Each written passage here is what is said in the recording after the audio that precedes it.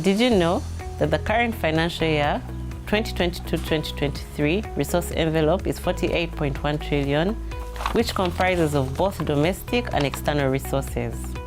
Of these, 30.7 trillion is being sourced from domestic revenue with a mix of non-tax revenue and tax revenue.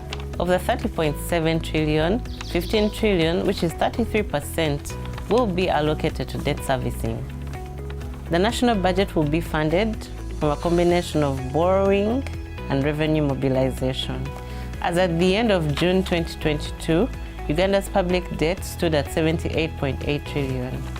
Of this debt stock, 48.1 trillion is external debt and 30.6 trillion is domestic debt.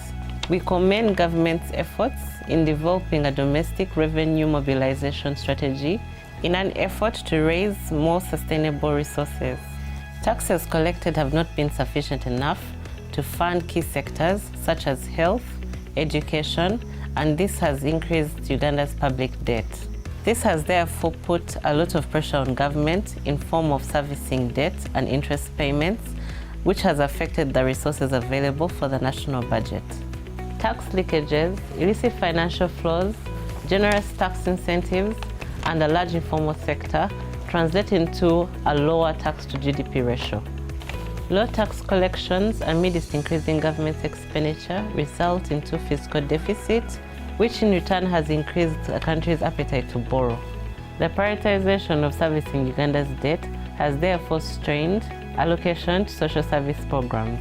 Whereas there's been a 13.5% increase to Human Capital Development Program from 7.7 trillion in financial year 2021-22 to 8.7 trillion in financial year 2022-2023, only 3.72 trillion was allocated to health and 4.14 trillion was allocated to education.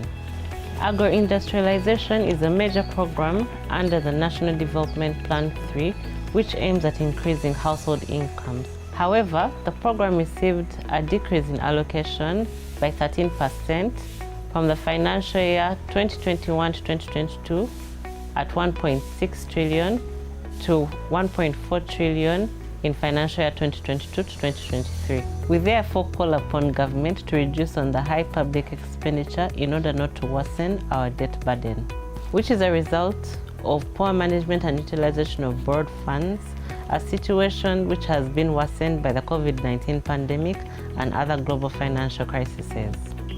As citizens, we need to be involved in knowing our budget and demand for accountability from our leaders.